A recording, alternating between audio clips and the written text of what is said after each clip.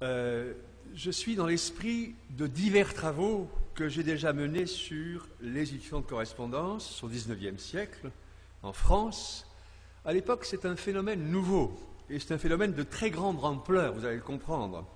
Et de ce phénomène, je me propose cette fois de traiter en particulier autour des années 1850-1870, mais pas exclusivement, vous le verrez, qui voit une accélération notoire du phénomène des éditions de correspondance. Des éditions de correspondance. Pas des correspondances, ça existe bien sûr, mais des éditions de correspondance. Il y a à l'époque une véritable mode qui tient au fait que l'époque découvre avec émerveillement la magie des autographes. Le mot autographe est un mot qui à l'époque est chargé de tout un prestige. Et l'édition et la critique participent en quelque sorte à l'émergence de ce qu'un critique du temps, très célèbre en France, Barbey d'Aurevilly, a nommé la littérature épistolaire. La littérature épistolaire, vous voyez, il invente ce concept de littérature épistolaire en 1993 pour l'édition du texte que je mets sous les yeux, j'ai par ailleurs traité de cette question, j'ai montré par ailleurs comment cette arrivée sur le marché symbolique des correspondances éditées, n'est-ce pas, a eu alors de profondes influences sur les contours même de la littérature, tout entière, remodelée par l'intrusion de ce que Barbey d'Aurevilly, toujours lui-même, a appelé d'un mot valise, un mot valise, l'épistolature. Et alors, bien, mais aujourd'hui, donc, c'est pas sur ces questions que je vais m'arrêter, mais je veux affronter la question préalable, en quelque sorte, quel était le traitement éditorial ordinaire réservé à ces objets alors devenus magiques que sont les correspondances. Comment étaient-elles conservées, rassemblées, sélectionnées, souvent censurées, et puis mises en livre, préfacées et annotées, etc. Dans une première partie, mon plan apparaît dans cette image. Dans une première partie, je me propose de m'intéresser d'un point de vue en quelque sorte extérieur à l'apparence éditoriale qu'adoptaient alors ces volumes de correspondance. En regardant avec vous, grâce au PowerPoint, les frontispices de quelques-unes de ces éditions. Dans une deuxième partie, c'est du côté des éditeurs que je vais aller, en mettant l'accent sur les questions qu'ils se posent couramment à l'époque, qui sont encore les nôtres, bien sûr. Est-il légitime de publier une correspondance, en particulier d'un contemporain disparu récemment? Faut-il donner toutes les lettres retrouvées ou bien les sélectionner? Si oui, en vertu de quels critères et de quels interdits, etc., etc. Enfin, une troisième partie, mais que j'accélérerai aujourd'hui, devra être consacrée à donner une vue des commentaires historiques et littéraires que les éditeurs de correspondance sont amenés à faire sur le corpus qu'ils éditent. Ceci est d'autant plus usuel à l'époque que dans pas mal de cas, on verra, ce sont des critiques qui éditent, comme Sainte-Beuve, Barbey d'Aurevilly lui-même, ou encore Taine. Alors je passe à la première partie, les éditions de correspondance, vues de leur frontispice, comme je le dis, et c'est la première manière de voir les choses. Regardez les livres, regardez les premières pages de couverture. Ce sont plus souvent des recueils de lettres, c'est le mot lettre qui va revenir, plutôt que des correspondances. Les deux mots existent, sont en rivalité, mais avec un avantage à lettres, me semble-t-il. Et en tout cas, ils sont permutables. On a l'impression qu'ils sont pris dans le même sens pratiquement. Rares sont les dialogues épistolaires. Les correspondances au sens propre sont très très rares, sur le modèle de la correspondance entre Schiller et Goethe, éditée par un universitaire, Saint-René Taillandier, c'est l'image de gauche, ou encore la correspondance du savant allemand Humboldt avec Varnhagen. C'est le deuxième image. Ce sont des dialogues, mais en fait, les dialogues, dans le cas, si je regarde les volumes de l'intérieur, il y a avantage toujours à la vedette. Et les lettres passives, la correspondance passive, est assez peu, finalement, intéresse peu les éditeurs. Quant à la notion qui nous est aujourd'hui si familière de correspondance générale, elle est, à cette époque, relativement absente. Elle n'apparaît que tardivement. Je la vois apparaître, en fait, en 1865 pour la correspondance générale de Madame de Maintenon, la maîtresse de Louis XIV, comme vous savez, qui est éditée dans des conditions déjà pré-scientifiques, en quelque sorte, chez Charpentier, en 10 volumes, à noter, bien sûr, déjà. Mais, à titre de variante de cette même ambition de complétude, donner toutes les lettres, on trouve aussi la notion de correspondance complète. C'est la page d'à côté, correspondance complète. C'est le cas pour la correspondance de Madame du Défend, publiée en 1865 en 4 volumes. Mais plutôt que sur le caractère exhaustif de ces recueils, les éditeurs préfèrent insister en titre, dans leurs titres qu'ils reconnaissent, qu'ils retiennent, sur le caractère inédit des corpus, lettres inédites de la marquise de Créqui, lettres inédites de la princesse des Ursins, et il y aurait encore d'autres exemples très nombreux. L'inédit, disons, est une valeur en quelque sorte. Voilà. Madame Roland, Stendhal lui-même, sa première édition de la correspondance de Stendhal en 1855, il est mort en 1942, c'est aussi correspondance inédite. Bien, l'autre insistance porte sur le caractère.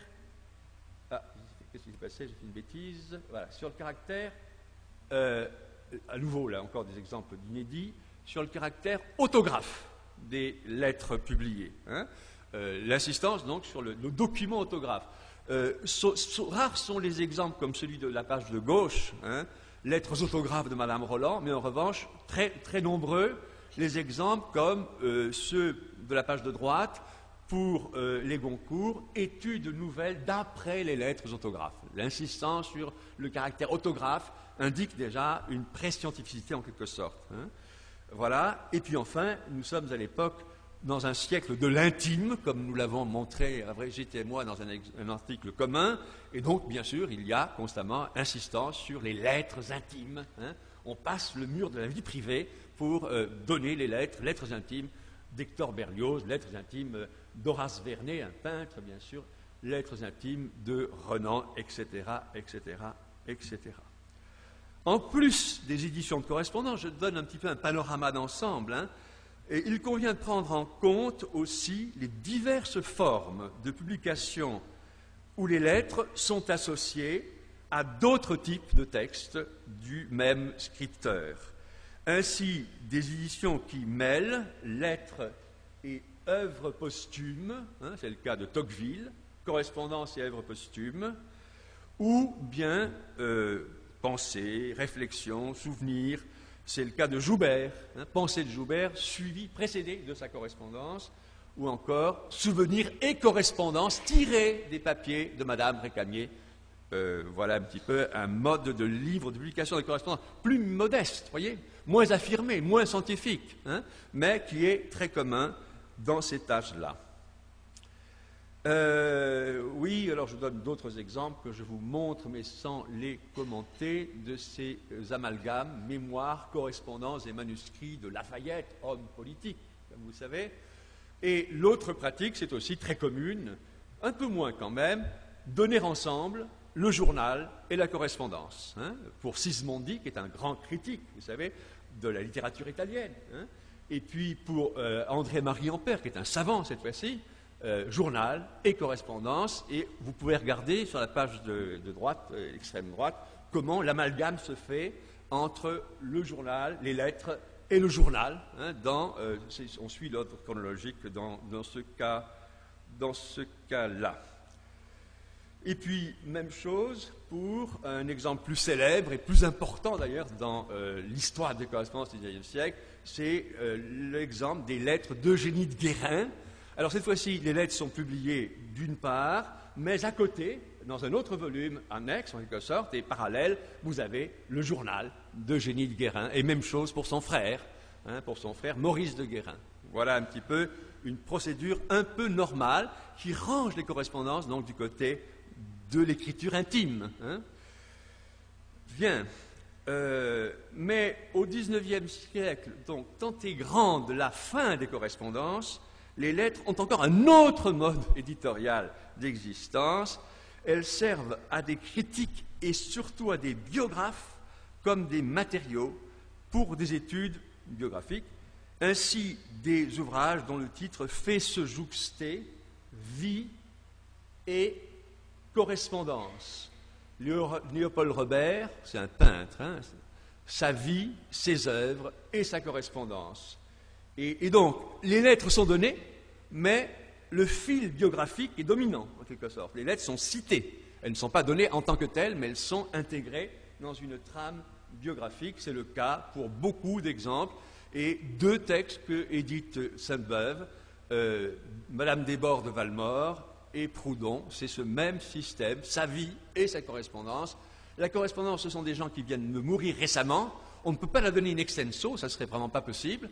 Et donc, on cite des lettres qui ont été données par la famille à l'éditeur et pas plus.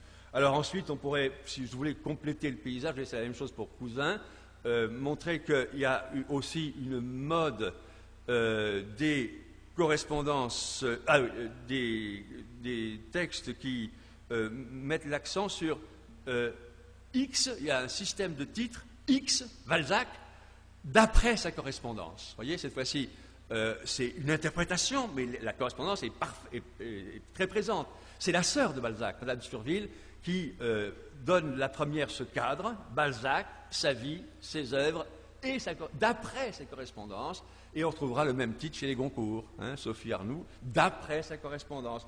Et voilà, Léopold Robert, d'après ses correspondances. Rachel, d'après ses correspondances. Une autre mode, sur laquelle je vous passe très vite, c'est les lettres de jeunesse. Elle est tardive dans le siècle. Sainte-Beuve, nous sommes dans les années 70. Ensuite, Montalembert, lettre de jeunesse à un de ses amis de collège. Taine. Alors nous sommes au début du XXe siècle déjà. Sa vie et sa correspondance, mais le premier volume, c'est les 3 ou 4 premiers volumes, ce sont ses lettres de jeunesse. Et enfin, bien sûr, Émile Zola, comment ne pas le mentionner, en présence d'Alain Pagès. Et nous sommes, cette fois-ci, à nouveau dans les années 1907-1908, déjà au tournant du siècle, déjà au XXe siècle. Il y a une autre mode que je signale aussi, les correspondances d'amour, mais là, je n'ai pas le temps de vous en indiquer. J'en indique une qui me tient à cœur parce que je l'ai rééditée moi-même. Alors, il faut le dire quand même de temps en temps. Voilà, celle-ci, c'est la correspondance entre Sand et Musset. Mais ce que je voulais vous dire aussi, c'est tellement la fin est grande, certaines des correspondantes de grands hommes, comme Béranger ou Eugène Sue, s'empressent de publier les lettres qu'elles ont reçues du grand homme juste après sa mort pour se faire mousser elles-mêmes, pour se faire bien voir elles-mêmes, bien sûr. Et c'est le cas de 2 ou 3 femmes de ce genre, dont, par exemple, ici, je vous ai donné Louise Collet, la maîtresse de Flaubert, mais aussi la maîtresse spirituelle, de tels autres grands hommes, dont Béranger, le poète populaire Béranger. Et ça donne lieu à un livre très intéressant, je trouve, ne serait-ce que par son titre, de la part de Marie de Solz, Eugène Sue, photographié par lui-même, fragment de sa correspondance. Vous voyez, le titre très long, très très long, non interrompu. Il faut montrer la valeur du document. Et voilà, elle est publiée à Genève en 58. Il est mort en 57. Nous sommes vraiment dans l'immédiateté, là, le scoop. Quelques lettres de Béranger, alors là, c'est le scoop à l'époque. Et regardez, je montre que ce type de correspondance, ce type d'édition, ce type de titre aussi, on l'avait déjà pour Louis XVI. Mais il y a très longtemps, donc au début du siècle, 1817, Louis XVI peint par lui-même ou correspondance et autres écrits de ce monarque. Alors, dernière remarque quand même, ça consiste non plus simplement dans l'effet scoop médiatique, disons, de l'édition de correspondance, mais dans des choses plus sérieuses. c'est-à-dire dans les débuts de l'édition scientifique, érudite, dont nous dépendons encore aujourd'hui, en quelque sorte. Hein. Ça commence dans les années 65. J'ai déjà montré 2 exemples qui sont passés. Et je vais parvenir sur, à moins que je l'ai remis là, mais je ne crois pas. Si, voilà. 2 exemples que j'ai montrés, mais tout à l'heure je les ai évoqués sans les commenter. Là aussi, si on regarde de très près le frontispice, on s'aperçoit à quel point il y a une volonté d'affirmation de la scientificité de l'édition. Vous voyez, nous sommes dans les années 65, les 2 sont 65, et ce sont des éditions avec beaucoup de volumes, très annotés, avec beaucoup d'appendices, des notices biographiques, etc. Déjà, c'est bien sûr pas pour les contemporains. Madame de Maintenon au XVIIe siècle, Madame la Marquise du Défend au XVIIIe siècle. Vous voyez, ce sont des éditions de ce qu'on appelle, de ce que Sainte-Beuve appelle les classiques épistolaires. Et cette notion est inventée par lui et compte beaucoup à l'époque pour les classiques épistolaires. Madame de Sévigné, bien sûr, surtout. Et c'est la page suivante. Et dans le cas de Madame Sévigné, cette édition des lettres de Madame de Sévigné est très importante parce qu'elle inaugure vraiment une révolution, une radicale. Au lieu de s'en tenir au texte traditionnel qui a été expurgé par la famille, c'est ce qu'on appelle l'édition Perrin, eh bien, on a une édition, enfin, d'après les autographes, avec des facsimilés, avec tous les moyens scientifiques à la disposition de l'époque déjà, pour publier une correspondance. Si j'avais plus de temps, je serais rentré un peu plus dans cette édition qui est fort intéressante, d'autant plus qu'elle a, pour les Français, elle est une date essentielle et une date symbolique. C'est le premier des volumes d'une collection qui est appelée à avoir beaucoup de retentissement, la collection des grands écrivains de la France chez Hachette. Hein. Et regardez, par exemple, je mets en 2e page à la fois un facsimilé et à la fois l'autre page, la comparaison des éditions. Et vous ne pouvez pas lire sans doute, mais vous pouvez au moins voir, ne serait-ce que la comparaison des versions d'une même lettre. Dans un cas, elle est très brève. À droite, c'est l'édition traditionnelle, la version traditionnelle, et à gauche, c'est la version d'après l'autographe, qui n'a rien à voir, vous voyez. Et ça se poursuit, ça, sur une 50aine de pages. On nous donne des parallèles entre la version traditionnelle et la version nouvelle. Hein. Et voilà un petit peu, donc, nous sommes dans les débuts de l'édition moderne, les tout premiers débuts de l'édition moderne de correspondance dont nous dépendons encore. Je passe du côté des éditeurs, donc de ma 2e partie. Le moment est venu pour moi, donc, de m'intéresser à leur identité. Hein. Qui sont-ils? Alors, on a vu déjà, j'ai mentionné qu'ils étaient parfois des universitaires. L'espèce commence à exister. Déjà, sous le Second Empire, l'université française commence vraiment à se construire et quelques universitaires, que je n'ai pas le temps de vous nommer, apparaissent. Bien sûr, beaucoup d'éditeurs familiaux, on le reverra tout à l'heure. Les collectionneurs d'autographes éditent aussi. Hein, et enfin, bien sûr, les écrivains et surtout les critiques littéraires. Du point de vue des éditeurs familiaux, pour Balzac, c'est sa sœur, on l'a vu, hein, je ne l'ai pas repris. Pour Lamartine, la correspondance de Lamartine, c'est sa nièce, hein, avec une préface que vous ne pourrez pas lire, mais qui est intéressante.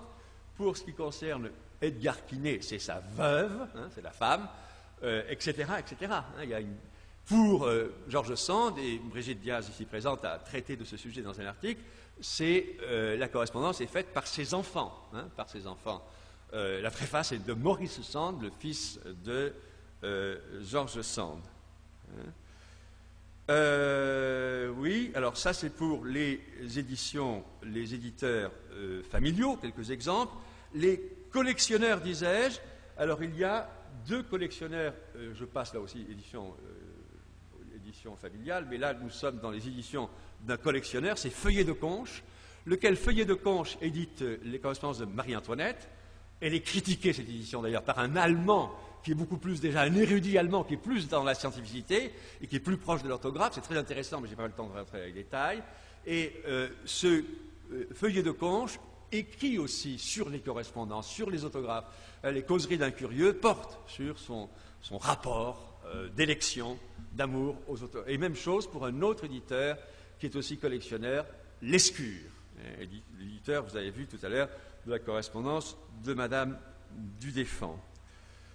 Bien, et alors c'est dans ce groupe que va se joindre un éditeur célèbre en France pour la correspondance de Balzac, qui est le vicomte de Lovenjoul, qui a fondé en quelque sorte les études balzaciennes et dont le fonds est encore réuni aujourd'hui à Paris à la bibliothèque de l'Institut. C'est lui qui a fait avec Maurice et les enfants les premières éditions en 1876-77 de la correspondance de Balzac, écrivant aussi une histoire des œuvres de Balzac. Vous voyez, là nous sommes dans une espèce d'éditeur qui est assez repérable. Le dernier groupe, ce sont les critiques. Alors là, je donne un exemple sans entrer dans les détails.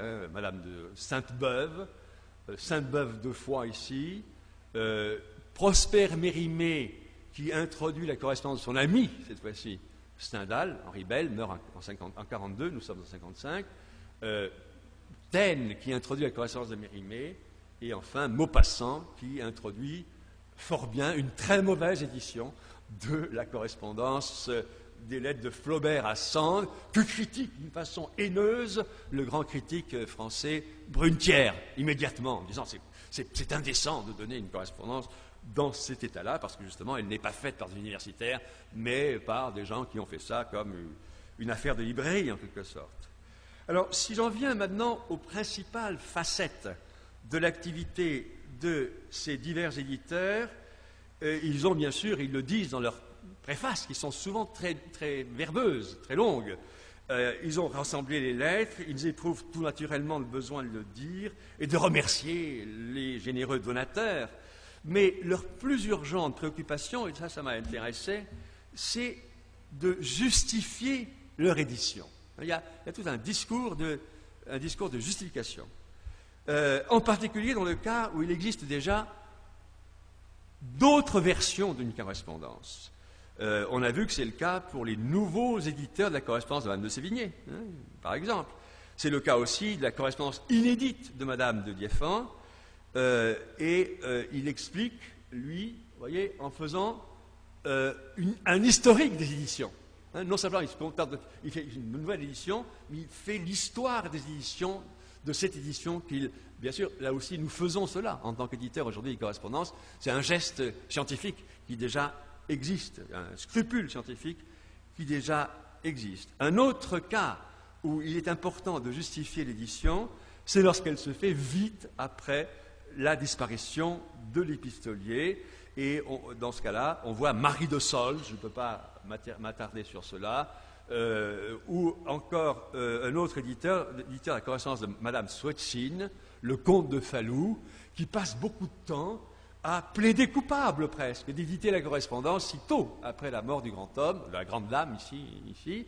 Et j'ai mis en gras les textes, les mots qui disent sa culpabilité, plein d'une crainte respectueuse, ma responsabilité, me justifier. On doit justifier une édition de correspondance aussi hâtive. La méfiance est forte contre ces éditions jugées trop précoces, et il y aurait bien sûr d'autres exemples à prendre que je vous passe. Par exemple, l'éditeur de la correspondance amoureuse de Chateaubriand et Madame de Custine, qui lui aussi est en position, dans la page de droite, donc, de se justifier. Une fois la décision prise de publier, reste à savoir ce qu'on peut donner de la correspondance de l'auteur choisi, tant à raison de la disparition des autographes que de la collecte qui reste insuffisante, mais aussi des habitudes d'édition et plus encore des préjugés qui portent sur les correspondances. Le souci d'exhaustivité est très loin d'être la norme. Bon, c'est un constat facile à faire. D'ordinaire, on en fait son deuil.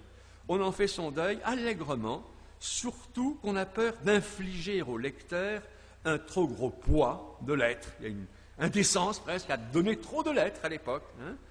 Même dans le cas de la correspondance générale de Madame de Maintenon, on l'a vu passer tout à l'heure, on nous apprend que, je cite, l'ensemble de ces lettres, si la plus grande partie n'en avait pas été détruite, composerait 60 à 80 volumes.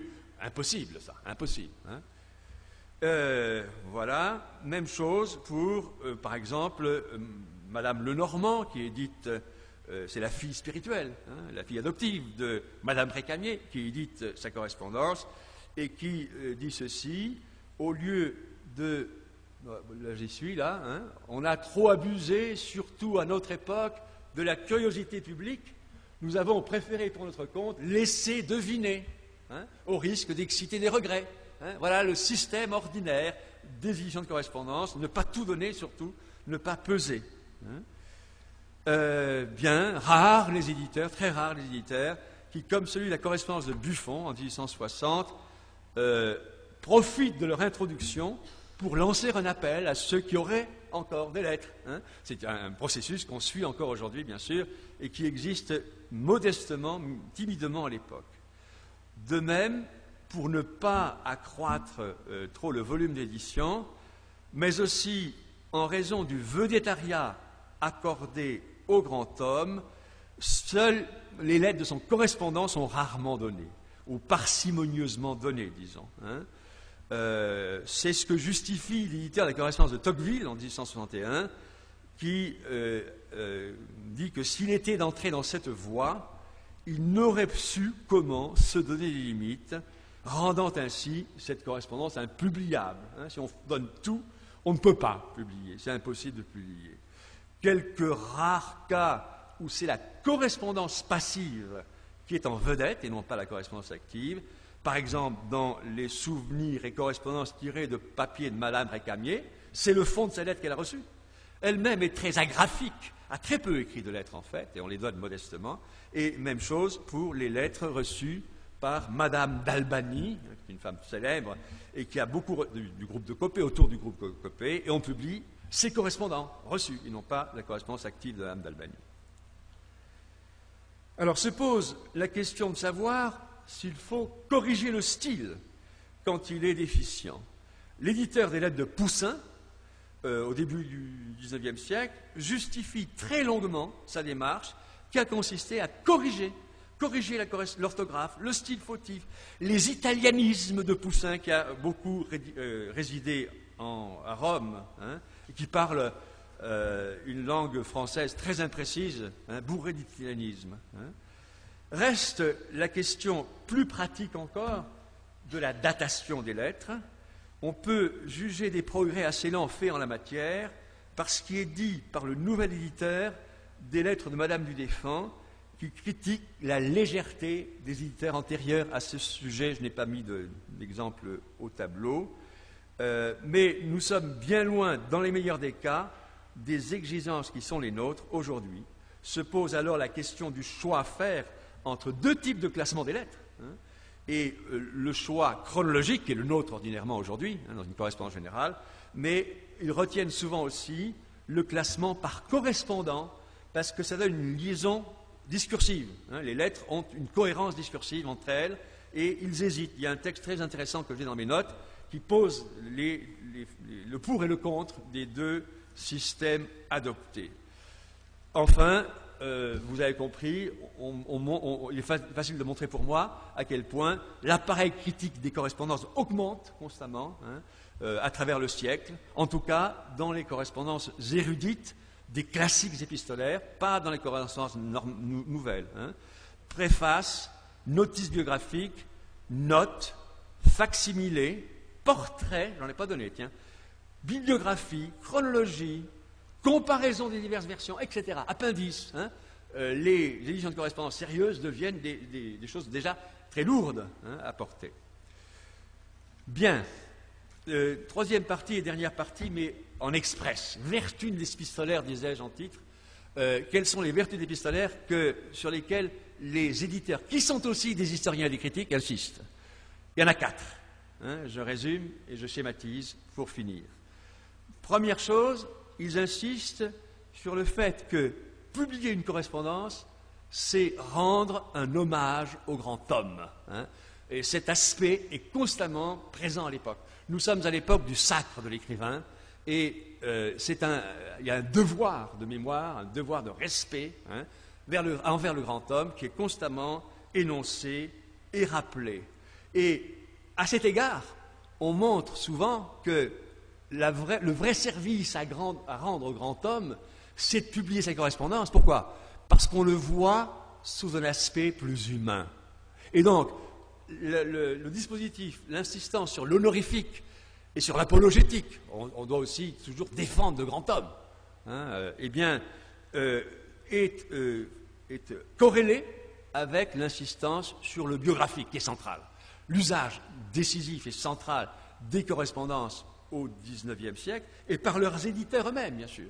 Hein, la vision qu'ils ont, c'est une vision biographique.